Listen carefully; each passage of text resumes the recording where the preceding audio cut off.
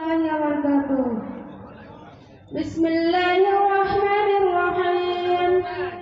Alhamdulillahi rabbil alamin, wassalatu wassalamu ala sayyidil anbiya'i wal mursalin wa ala alihi wa sahbihi ajma'in, amma ba'du.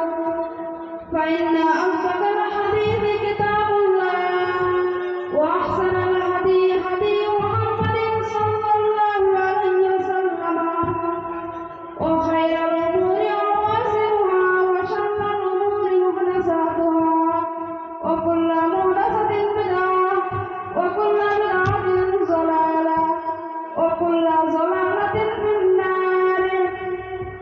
Wa bisabil muttasil minna ila syaikhil imamil hafizul hujjah amiril mu'minin fil hadith Abi Abdillah Muhammad ibn Ismail ibn Ibrahim ibn Mughirah ibn Mardasatul Ju'fi Imam al-Bukhari rahimallahu ta'ala. Allahumma arhamna wa rafa'na bi ulumi wa ulumikum ajma'in, amin.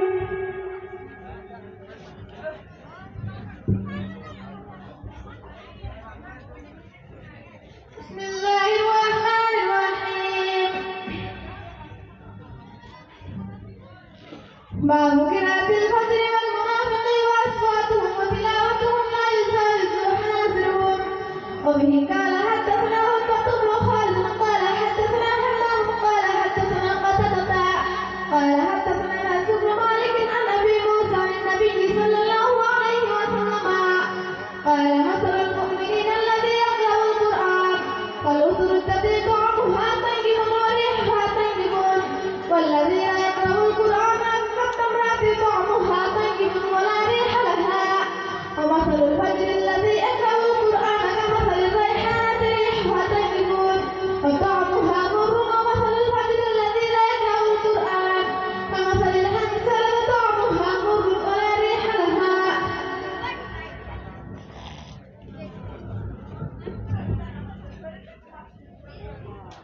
بسم الله الرحمن الرحيم.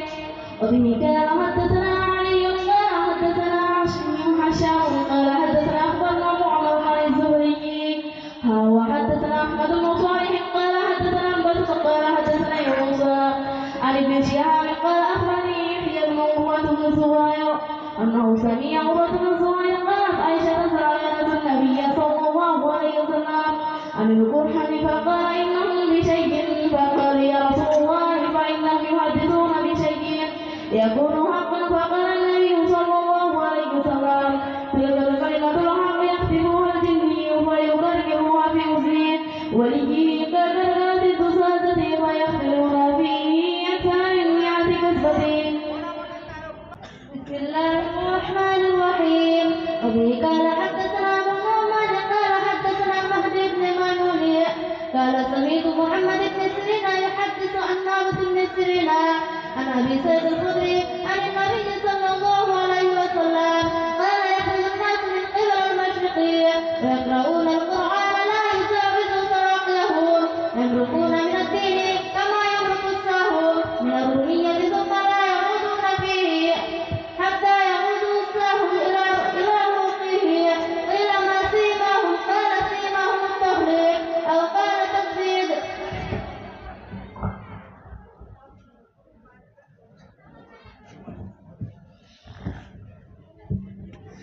بسم الله الرحمن الرحيم.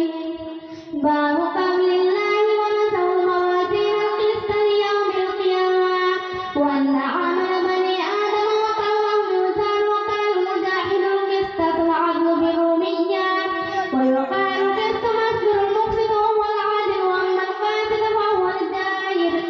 وبه قال حدثنا أحمد بن أشرف قال حدثنا محمد بن فضيل عن ورث بن القعقاع عن أبي هريرة رضي الله تعالى عنه قال النبي صلى الله عليه وسلم كلمتان حبيبتان إلى الرحمن خفيفتان على اللسان ثقيلتان في الميزان سبحان الله وبحمده سبحان الله العظيم.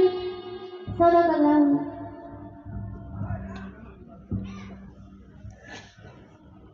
الحمد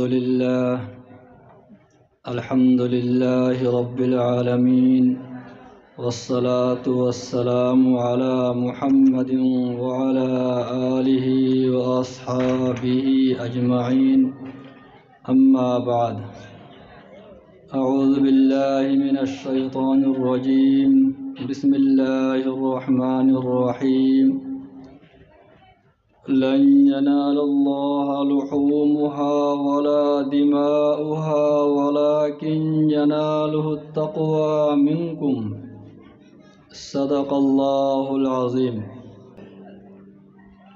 আল্লাহ পাকের মেহেরবানি যে আজকে এই জায়গার ভিতরে বুখারী শরীফের দর্স ও সবক শেষ হইল।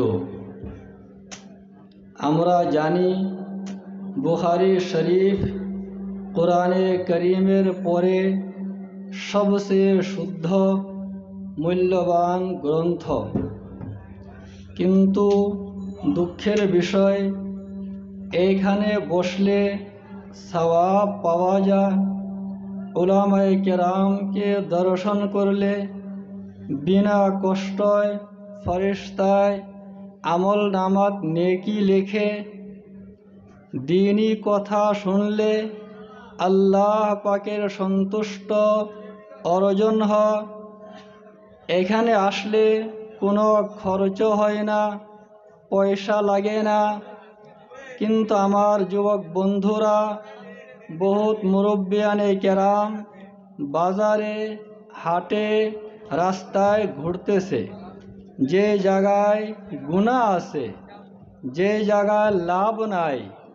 বহুত মানুষ মোবাইলে সিনেমাত গন্দা ফটো অশোভনীয় কর্ম গুনার কাজে লিপ্ত আছে, যেখানে খরচ হয়, কষ্ট হয়। আমাদের যুবক বন্ধুরা মুরব্বিয়ানে কেরামরা টাকা খরচ করিয়া শয়তানকে রাজি করে এবং জাহান্নাম ক্রয় করে দুজখ কিনে বিনা মূল্যা শান্তি হিসাবে আল্লাহকে রাজি করার জন্য এবং সওয়াব অর্জন করার জন্য পিন্ডালে আসতে চায় না। গতিকে আমার যুবক বন্ধুরা মুরব্বিয়ানে কেরামরা আমি অনুরোধ করব যে আজকের প্রোগ্রামটা বড় মূল্যবান প্রোগ্রাম, বহুত দামি প্রোগ্রাম, দুয়ার প্রোগ্রাম। আমরা রাস্তায় ঘাট থেকে সরিয়া এই জায়গায় বসিয়া বুখারী শরীফ সম্পর্কে কিছু শুনতে লাগে।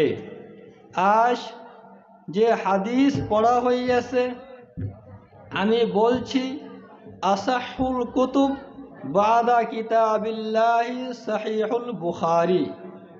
সমস্ত উলামায়ে কেরামের মত যে কোরআনে করিমের পর সবচেয়ে শুদ্ধ এবং ভালো কিতাব বুখারী শরীফ। এই বুখারী শরীফ সম্পর্কে উলামায়ে কেরামের এক্সপিরিয়েন্স, উলামায়ে কেরামের অভিজ্ঞতা, যে মানুষে যে আশা নিয়ে বুখারী শরীফ খতম করে আল্লাহ পাক রব্বুল ইজ্জতে ওই মানুষের অন্তরের আশা পূর্ণ করিয়া দেয়।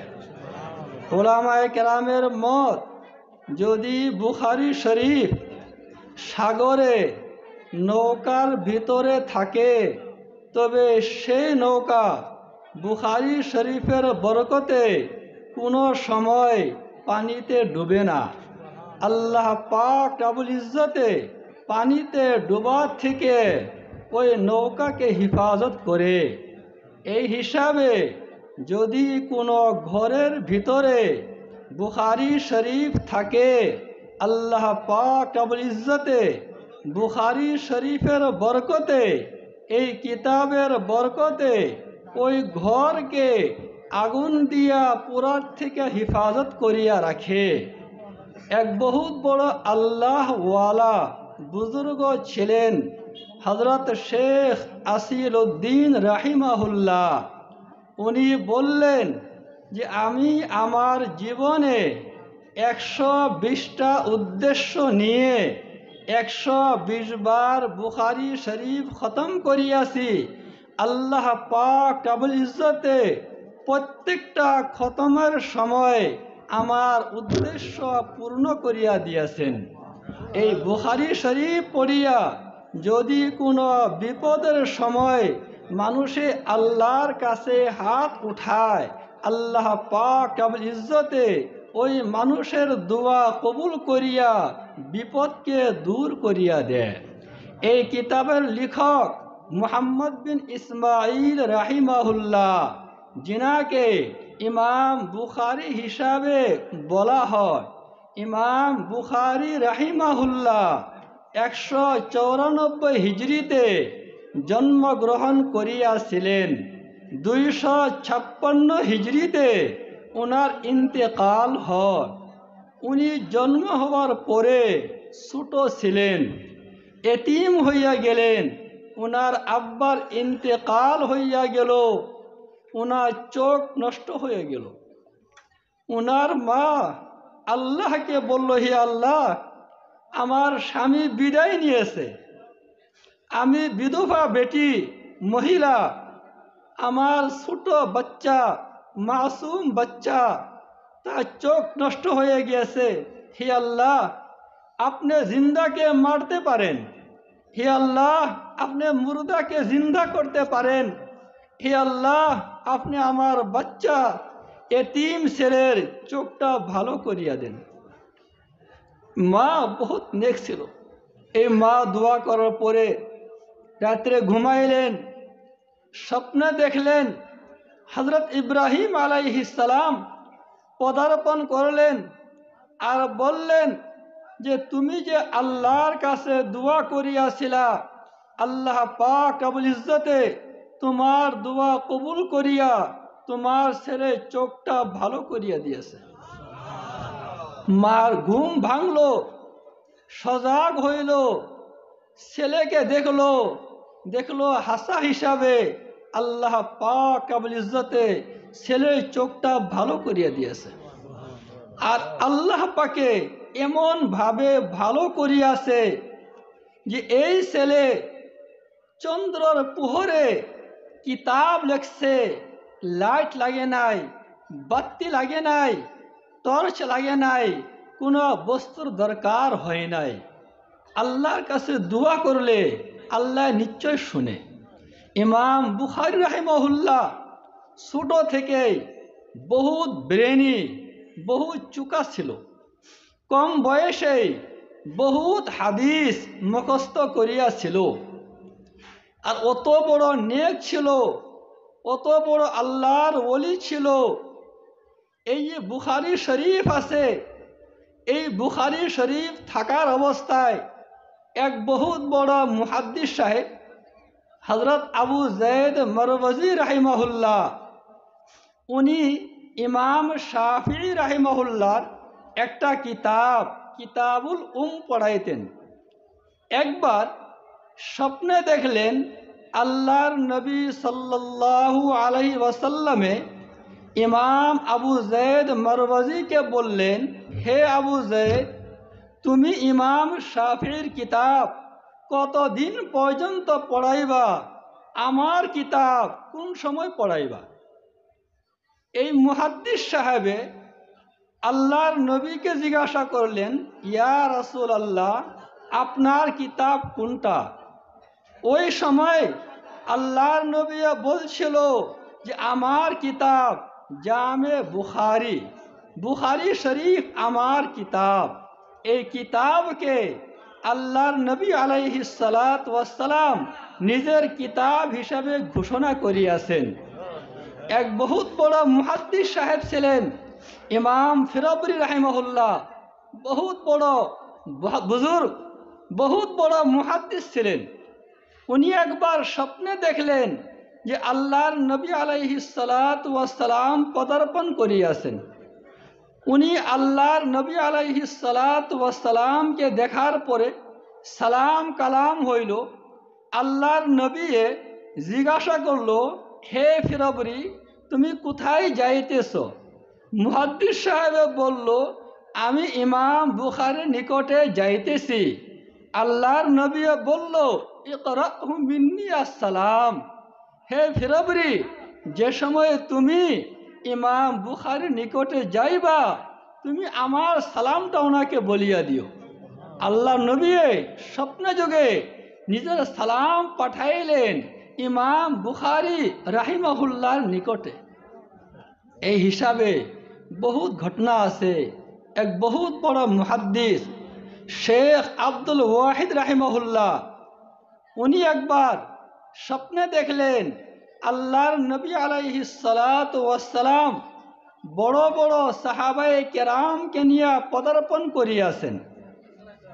মুহাদ্দিস সাহেবে আল্লাহর নবীকে জিজ্ঞাসা করলেন, ইয়া রাসূলুল্লাহ, ইয়া রাসূলুল্লাহ, আপনি এখানে কি কারণে দাঁড়াইছেন? আল্লাহর নবী বলল যে আমি মুহাম্মদ বিন ইসমাইলের অপেক্ষা করতেছি। কয়েকদিন পর এই মুহাদ্দিস সাহেবে জানতে পাইল যে ইমাম বুখারী রাহিমাহুল্লাহর ইন্তেকাল হইয়াছে। উনি সময়টা মিলাইলেন। উনি দেখলেন যে সময়ে স্বপ্নে দেখিয়াছিল যে আল্লাহর নবী আলাইহিস সালাতু ওয়াসসালাম ওনার অপেক্ষায় আছে, ওই সময় ওনার ইন্তেকাল হইয়াছে। ওনার ইন্তেকালের পরে আল্লাহর নবী আলাইহিস সালাতু ওয়াসসালামে ওনার জন্য অপেক্ষা করেছেন। যে সময় মারা গেছেন, কবরে রাখা হয়েছে, কবর থেকে সুগন্ধ বাহির হয়েছে, খুশবু বাহির হয়েছে।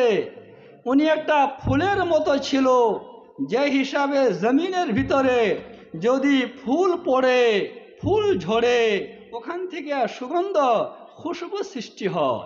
ইমাম বুখারী রাহিমাহুল্লাহ এক ফুল ছিলেন, যে ফুল কবর রাখার পরে ওনার কবর থেকে খুশবু সুগন্ধ সৃষ্টি হইয়াছে। ইমাম বুখারী রাহিমাহুল্লাহ 6 লক্ষ হাদিস মুখস্থ ছিল। ওই 6 লক্ষ হাদিস থেকে এক এক হাদিস উনি যাচাই করছেন। এক এক হাদিস লিখার আগে উনি ওযু করছেন, গোসল করছেন, 2 রাকাত নামাজ পড়েছেন, আল্লাহর কাছে মশওয়ারা করিয়াছেন, ইস্তিখারা করিয়াছেন। যে সময়ে পরিপূর্ণ হিসাবে ওই হাদিস শুদ্ধ হওয়া হিসাবে ওনার অন্তরে আসিয়াছে, ওই সময় উনি একটা হাদিস লিখিয়াছেন।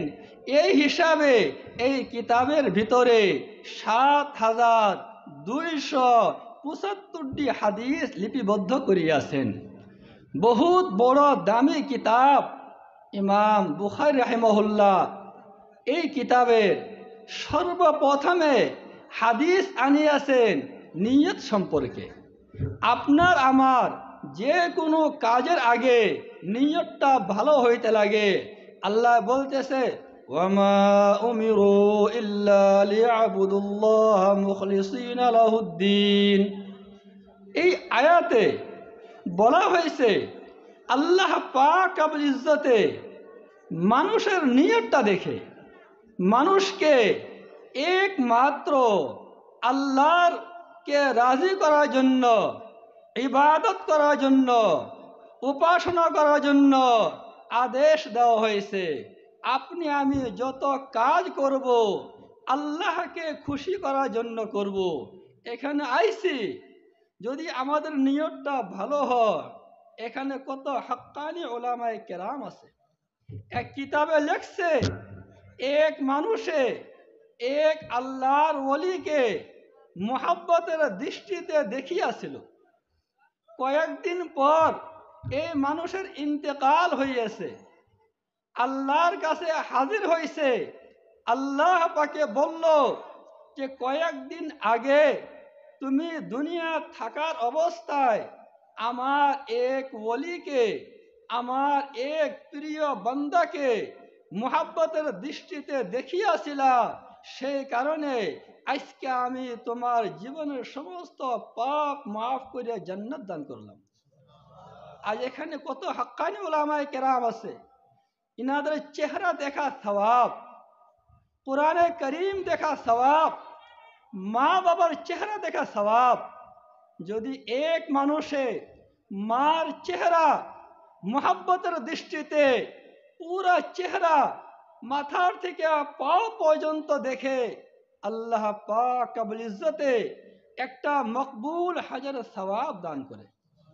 সাহাবা বললেন, ইয়া রাসূলুল্লাহ, যদি কোনো মানুষে তার মাকে 100 বার দেখে তার বদলা কি হবে? আল্লাহর নবী বললেন, আল্লাহর ভান্ডারে কোনো কমি নাই। যদি কোনো মানুষে তার মাকে মুহাব্বতের দৃষ্টিতে 100 বার দেখে, আল্লাহ পাক রব্বুল ইজ্জতে ওই বান্দাকে 100 মকবুল হাজার সওয়াব দান করবেন। আপনি আমি ছেলে মেয়েকে মুহাব্বত করি, যদি এই নিয়তে করি যে আমার আকা, আমার মৌলা, দু জাহানের বাদশাহ নবী পাক আলাইহিস সালাতু ওয়াস সালামে ছেলে মেয়েকে মুহাব্বত করিয়াছেন, আপনি আমি এই নিয়তে মুহাব্বত করার সঙ্গে সঙ্গে এই মুহাব্বতটা ইবাদত বনবো, সওয়াব বনবো। আমার মা বোনেরা ঘর ঝাড়ু দেয়, যদি এই নিয়ত করে যে আমি ঘর ঝাড়ু দিতেছি, এটা আমার নবীর সুন্নত, ইসলামের তরিকা, যে পরিষ্কার পরিচ্ছন্নতা অবলম্বন করতে লাগে। যদি কোনো মা, কোনো ভগ্নী, কোনো মহিলায় নবীর সুন্নতের নিয়ত করিয়া ঘর পরিষ্কার করে, তবে তার ঘর পরিষ্কার করার সওয়াব বনবে, নেকির জরিয়া বনবে। গতিকে আল্লাহ বলতেছে, লান ইয়ানালাল্লাহা লুহুমুহা ওয়ালা দিমাউহা ওয়ালাকিন ইয়ানালুহুত তাকওয়া মিনকুম। আপনি আমি কুরবানি করি, আল্লাহ পাক রব্বুল ইজ্জতে কুরবানির গোশত খায় না, আল্লাহর কাছে মাংস পৌঁছে না, আল্লাহর কাছে রক্ত পৌঁছে না। আপনার আমার নিয়তটা আল্লাহ পাকে দেখে। যদি আল্লাহকে খুশি করার জন্য আমরা কুরবানি করি, আমরা সওয়াব পাইব। যদি লোক দেখানোর জন্য কুরবানি করি, মাংস খাওয়ার নিয়তে কুরবানি করি, আপনি আমি সওয়াব থেকে বঞ্চিত হয়ে যাইব। এই কারণে ইমাম বুখারী রাহিমাহুল্লাহ সর্বপ্রথমে নিয়তের হাদিস আনিয়াছে, যাতে আমাদের যে কোনো কাজের আগে, বিশেষ করিয়া বুখারী শরীফ পড়ার আগে, হাদিস পড়ার আগে আমাদের নিয়তটা শুদ্ধ হয়ে যায়। এরপরে শেষ হাদিস আনিয়াছে, বলতেছে, বাবু কওলিল্লাহি ওয়া নাযাউল মাওয়াজিনাল কিসত লিয়াউমিল কিয়ামা। আল্লাহ বলতেছে যে কিয়ামতের দিন মিজান, পাল্লা আল্লাহ পাকে রাখবেন। আপনি আমি যে আমল করতেছি, এই সমস্ত আমলটা কিয়ামতের দিন ওজন করা হবে, নাপা হবে, জোখা হবে। মানুষে ভাবতে পারে যে আমল কিভাবে নাপা হবে, জোখা হবে, আমল তো দেখা যায় না। কিন্তু আমরা জানি বহুতের সুগার আছে, ডায়াবেটিস আছে, সুগার দেখা যায় না কিন্তু জোখা যায়, মাপা যায়। বহুতে ব্লাড প্রেশার আছে, দেখা যায় না কিন্তু মাপা যায়। বহুতের বুখার জ্বর থাকে, দেখা যায় না কিন্তু মাপা যায় কত ডিগ্রি আছে। রোদ ঠান্ডা দেখা যায় না কিন্তু মাপা যায়। যে আল্লাহ পাক রব্বুল ইজ্জতে এই সমস্ত বস্তু মাপার জোখার তৌফিক দিয়েছেন, সে আল্লাহ পাক রব্বুল ইজ্জতে কিয়ামতের দিন আপনার আমার আমালটা, আপনার আমার যে কর্ম আছে, এই কর্মটাও ওজন করতে পারবেন। এখন কথা হলো যে সমস্ত মানুষের আমল ওজন করা হবে কি না, এই সম্পর্কে বিভিন্ন মত আছে। কিন্তু কথা হলো কিছুগুলি মানুষ আছে, হাদিস আইছে আল্লাহর নবী বলছেন, আমার উম্মত থেকে 70,000 মানুষ এমন বাহির হবে, জিনা করে আল্লাহ পাক রব্বুল ইজ্জতে বিনা হিসাব কিতাবে জান্নাত দান করবেন। সুবহানাল্লাহ। এখন ভয় লাগে, ডর লাগে যে আখিরি নবীর উম্মতে কত কোটি কোটি মানুষ আছে, ওইখান থেকে শুধুমাত্র 70,000 মানুষকে জান্নাত দিবেন। আমগরের নাম ওই লিস্টে, ওই তালিকায় অন্তর্ভুক্তি হবে কিনা ভয় লাগে। কিন্তু হাদিসে আগে বয়ান করা হয়েছে যে ডরাইবা না, ভয় খাওয়ার কথা নাই। এই যে 70,000 মানুষকে আল্লাহ পাকে জান্নাত দান করবেন হিসাব কিতাব ছাড়া, ওই 70,000 থেকে প্রত্যেক এক মানুষের সঙ্গে আরো 70,000কে বিনা হিসাব কিতাবে আল্লাহ জান্নাত দান করবেন। এখন আশা বৃদ্ধি হয়েছে, আশা আছে যে সময় আল্লাহ পাক রব্বুল ইজ্জতে অত লাখো লাখ মানুষকে জান্নাত দান করবেন হিসাব কিতাব ছাড়া। আশা আছে যদি আপনি আমি ভালো কাজ করি, নেক আমল করি, হারাম থেকে বাঁচতে পারি, আল্লাহ পাক রব্বুল ইজ্জতে আপনাকে আমাকেও সে তালিকার অন্তর্ভুক্ত করিয়া বিনা হিসাব কিতাব জান্নাত দান করবেন।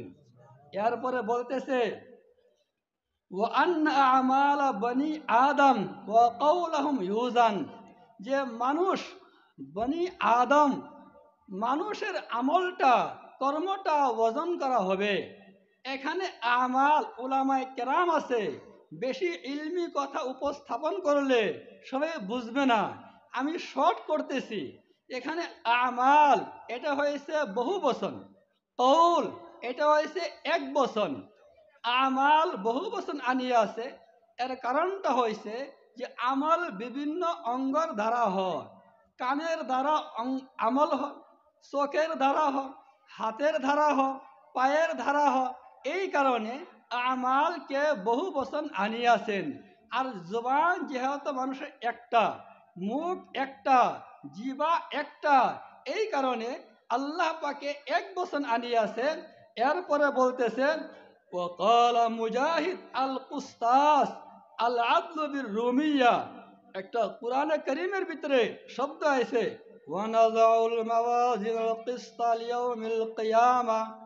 এই যে কিস্ত শব্দ আছে, এটা কুস্তাস, এটা রুমি ভাষায় আমগরে জামানাত যে হিসাবে হিন্দি আছে, উর্দু আছে, ময়মনসিংহী আছে, সিলেটি আছে, বাংলা আছে, আসামি আছে, সেই হিসাবে আগেও বিভিন্ন ভাষা আছিল। বলতেছেন রুমি একটা ভাষা, ওই ভাষার ভিতরে কুস্তাস কিস্তাস এর অর্থ হয়েছে ইনসাফ করা, ন্যায় করা। আর ওয়ায়ুকাল আল কিস্তু মাসদারুল মুকসিত ওয়া হুয়াল আদিল।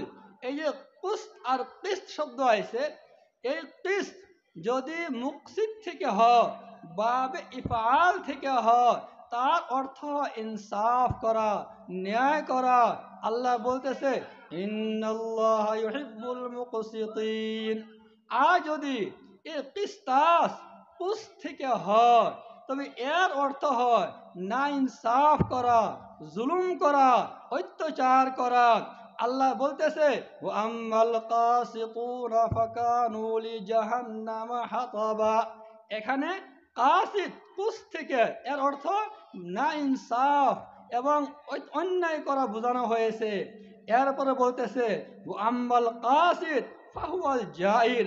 কাসিত এর অর্থ জালিম।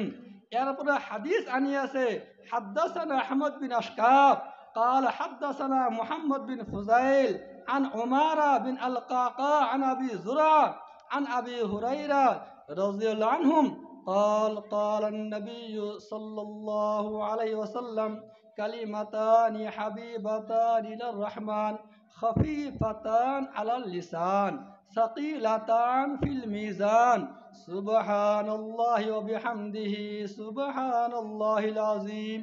সবাই বলি সুবহানাল্লাহি ওয়া বিহামদিহি সুবহানাল্লাহিল আযীম, সুবহানাল্লাহি ওয়া বিহামদিহি সুবহানাল্লাহিল আযীম। এই হাদিস বর্ণনা করিয়াছে আহমদ বিন আশকাব রাহিমাহুল্লাহ। ইনি মুহাদ্দিস সাহেব ছিলেন। আহমদ বিন আশকাব রাহিমাহুল্লাহ আগে হাদিস ইমাম বুখারী রাহিমাহুল্লাহ সর্বপ্রথমে হাদিস আনিয়াছে ওই হাদিসের বর্ণনাকারী হুমায়দি, দুইটার ভিতরে হামদ শব্দ আছে। হামদ শব্দের অর্থ হয়েছে প্রশংসা করা। ইমাম বুখারী রাহিমাহুল্লাহ প্রথমে আর শেষে হামদ আর প্রশংসা করার কথা আনিয়া এই কথা বুঝাইতেছেন যে আপনার আমার দায়িত্ব আরম্ভণি থেকে শেষ পর্যন্ত আল্লাহ পাকের প্রশংসা করা, আল্লাহ পাকের গুণ গাওয়া। এরপরে আহমদ বিন হাদ্দাসানা মুহাম্মদ বিন ফুজাইল আন উমারা বিন আলকাকা আন আবি জুরা। আবু জুরা বহুত বড় মুহাদ্দিস ছিলেন। ইনার মৌতের সময় বহুত মানুষে ওনার নিকটে বলল, একে অপরকে বলল কলমা পড়েন, লা ইলাহা ইল্লাল্লাহ মুহাম্মাদুর রাসূলুল্লাহ, যাতে ইনার কানে আল্লাহ পাকের কথা পৌঁছে। ওই সময় এই মুহাদ্দিস সাহেব বললেন, তোমরা ভাবতেছ যে আমার মৌতের সময় আমার অন্তরে আল্লাহ পাকের নাম নাই? শুনিয়া রাখো, 30 বৎসর ধরিয়া আমি আল্লাহর জিকিরে, আল্লাহর ধ্যানে এমন ভাবে মগ্ন হইয়াছি যে 30 বৎসর ধরিয়া বেহেশত আমার সম্মুখে বিরাট সুন্দর আকৃতি নিয়ে আসিয়াছে, কিন্তু আমি আল্লাহর জিকিরে বাদ দিয়া বেহেশতের দিকে লক্ষ্য করি নাই। কি মুহাদ্দিস ছিলেন, কি আল্লাহ জিকির করিয়াছেন। ইনি বলতেছে যে হযরত আবু হুরায়রা থেকে বর্ণিত আছে, আল্লাহর নবী আলাইহিস সালাতু ওয়াস সালাম বলিয়াছেন, কালিমাতানি হাবিবাতার রহমান, 2 শব্দ আল্লাহর কাছে বড় প্রিয়, আল্লাহ খুব ভালো পায়। যে সময় এ কথা শুনলাম যে আল্লাহ বড় মোহাব্বত করে, আল্লাহর পছন্দনীয় কথা অন্তরে আসে, যে বোধহয় এই শব্দ 2টা বড় হার্ড হবে, কঠিন হবে, মুখ দিয়া উচ্চারণ করা যাবে না।